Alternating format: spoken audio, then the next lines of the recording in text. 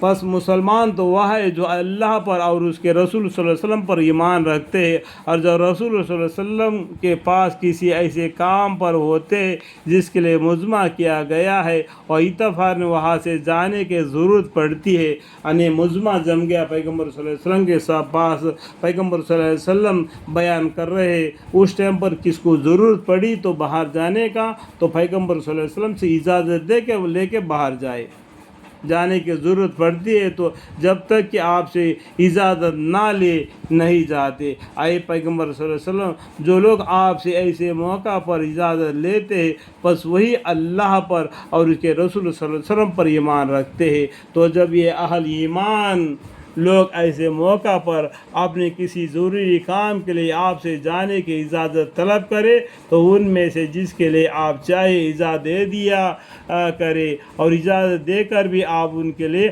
اللہ سے مغفرت کی دعا کیجئے۔ یہ مجمع امت آپ صلی اللہ علیہ وسلم کی جماعت میں بیٹھے ہیں، کوئی ضروری کام کے لیے جانا چاہتا ہے، جس کے لیے اجازت دینا ہے، جس کے لیے اجازت نہ دینا ہے، اللہ کی مرضی اور آپ کی مرضی ہے، ان کو اجازت دو۔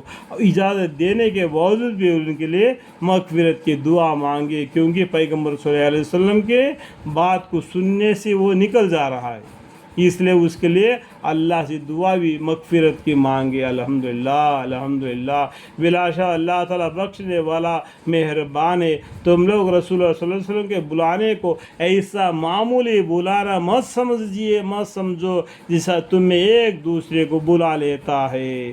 اللہ تعالیٰ ان لوگوں کو خوب جانتا ہے جو دوسرے کے آڑ میں ہو کر تم میں سے مجلس نبیوں سے کھسک جاتے ہیں۔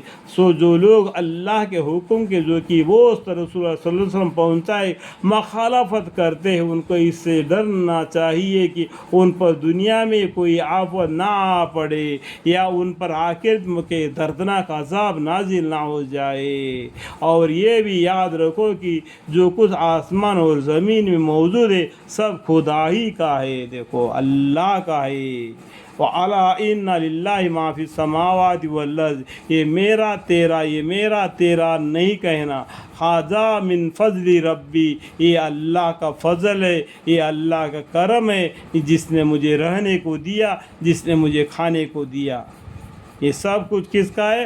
اللہ کا ہے۔ کچھ دن برتنے کے لیے ہم کو اللہ تعالیٰ نے دے رکھا، اس کا پر یہ نہیں کہنا کہ میرا تیرا کچھ بھی نہیں میرا بھائی۔ دنیا میں کوئی آفت نہ آ پڑے یا ان پر آخرت میں کوئی دردناک عذاب نازل نہ ہو جائے، اور یہ بھی یاد رکھو کہ جو کچھ آسمان اور زمین میں موجود ہے سب خدا ہی کا ہے۔ اللہ تعالیٰ اس حالت کو بھی جانتا ہے جس پر تم اب ہو، اور اس دن کو جس میں سب اس کے پاس زندہ کر کے لائے جائیں گے، پھر ان کو سب جتلا دے گا جو کچھ انہوں نے کیا تھا۔ اللہ تعالیٰ تو سب کچھ جانتا ہے، واللہ بکل شیء علیم۔ ایسے آیت اور بھی 30واں پارے میں بھی لکھا ہے، ان ربهم بهم یومئذ لخبیر۔ ٹھیک ہے، اللہ تعالیٰ ہمیں اور آپ کو سمجھنے کی توفیق عطا فرمائے۔ قرآن شریف کی تلاوت کے درمیان میں اور معنی کی تلاوت کے درمیان میں جو بیچ میں ملاوٹ کر کے سمجھانے کے لیے، سمجھنے کے لیے جو میں نے کوشش کرتا ہوں، اللہ بہتر جانتے ہیں۔ اگر اس سے میرے حد سے بڑھ کر بات نکل گئی تو میں معافی چاہتا ہوں، اور مجھے اللہ تعالیٰ علم عطا فرمائے۔ وقل رب زدنی علما، قال رب اشرح لی صدری ویسر لی امری واحلل عقدۃ من لسانی یفقہوا قولی۔ آمین ثم آمین، والحمد للہ رب العالمین۔